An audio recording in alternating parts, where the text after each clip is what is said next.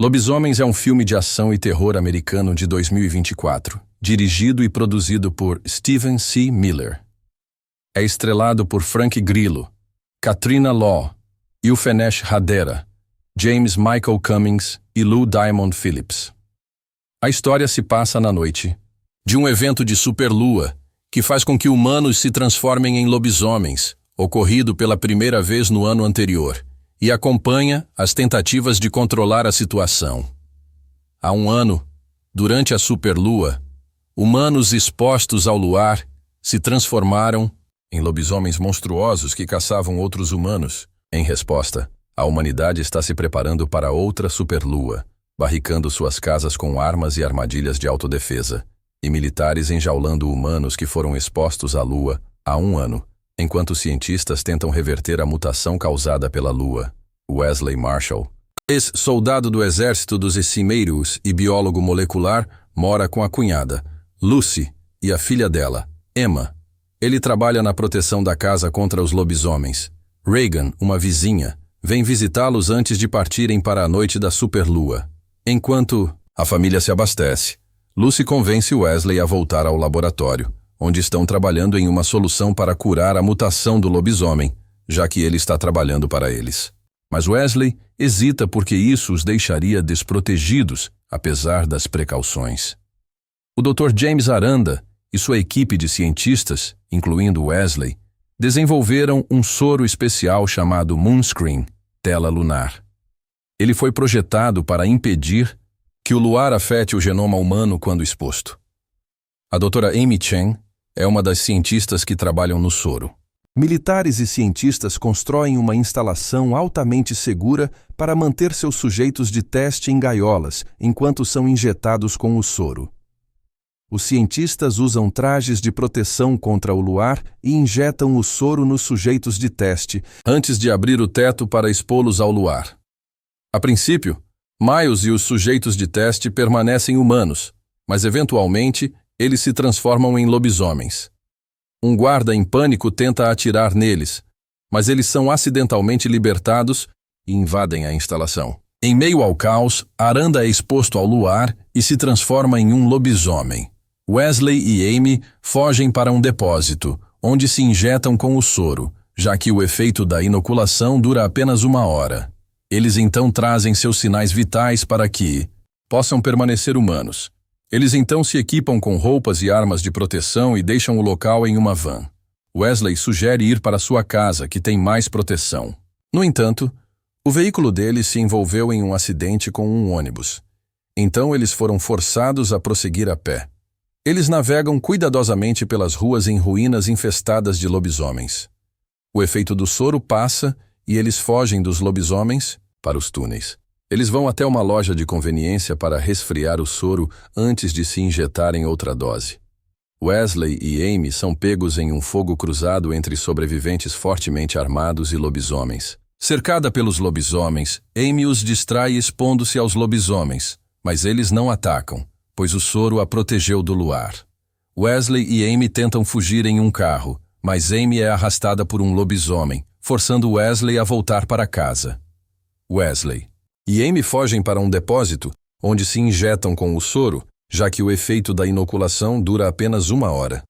Eles então trazem seus sinais vitais para que possam permanecer humanos. Eles então se equipam com roupas e armas de proteção e deixam o local em uma van. Wesley sugere ir para sua casa, que tem mais proteção. No entanto, o veículo deles se envolveu em um acidente com um ônibus, então eles foram forçados a prosseguir a pé.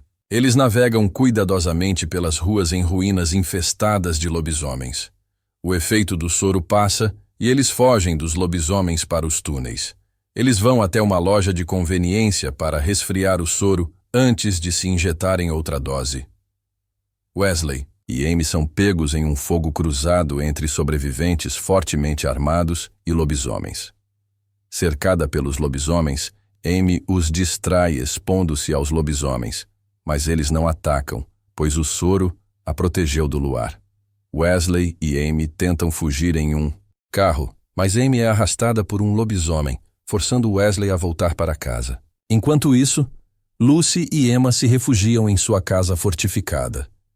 Um vizinho veterano enlouquecido, Cody Walker, atira em um dos lobisomens do lado de fora, mas sua casa é atingida por destroços, fazendo com que ele fique exposto à lua e se transforme em um lobisomem. Ele ataca Regan em sua casa, e ela foge para os Marshalls, implorando para que a deixem entrar antes que Cody a mate. O barulho atrai outros lobisomens próximos que atacam a casa, forçando Lucy a se defender e a Emma.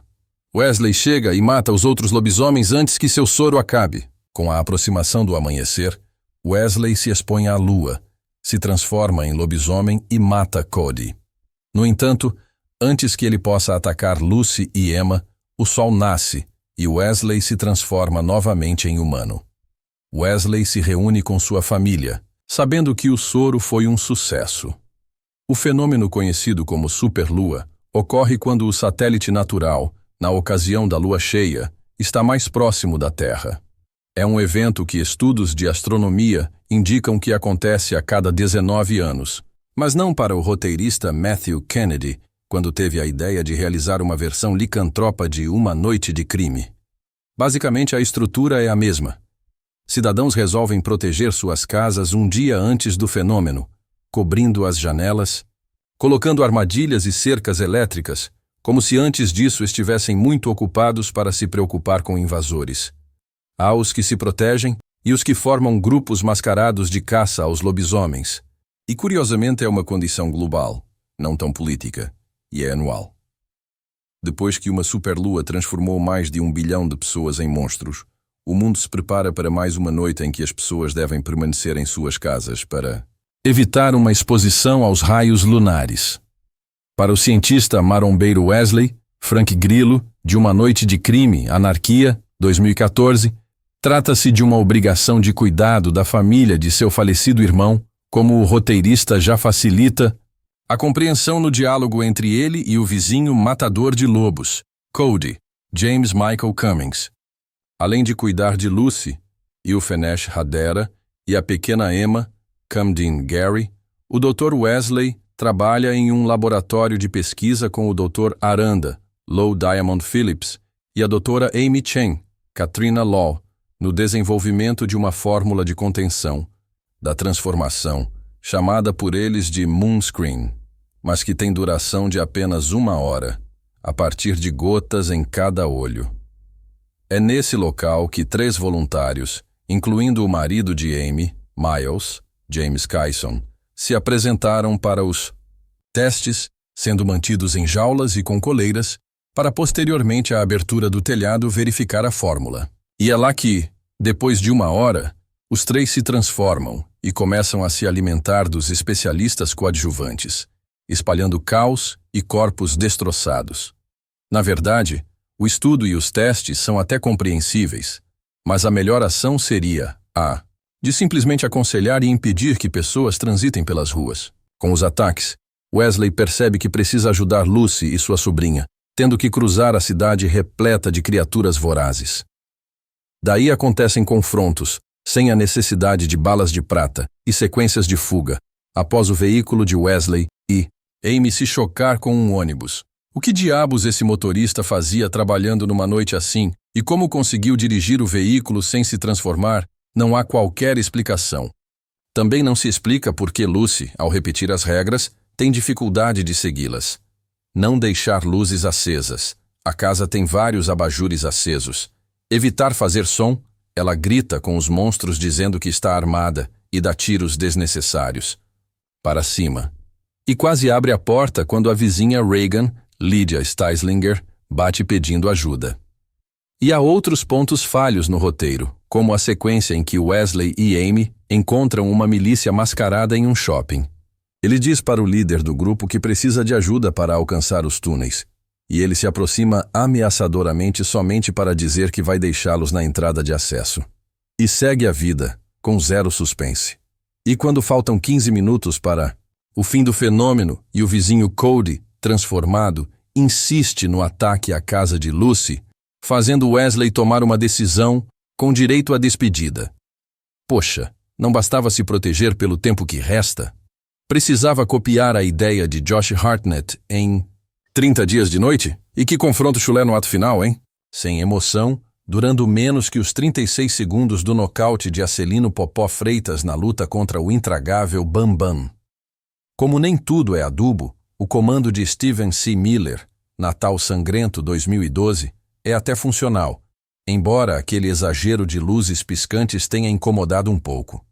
É claro que ajudou nos efeitos especiais, que precisam ser elogiados. Efeitos de maquiagem e animatrônicos se uniram à técnica computadorizada. Se as transformações nem sempre são bem feitas, os monstros e seus movimentos pela cidade os ataques remeteram ao ótimo Dog Soldiers Cães de Caça. Inscreva-se no canal, curta e comente o vídeo por favor, muito obrigado.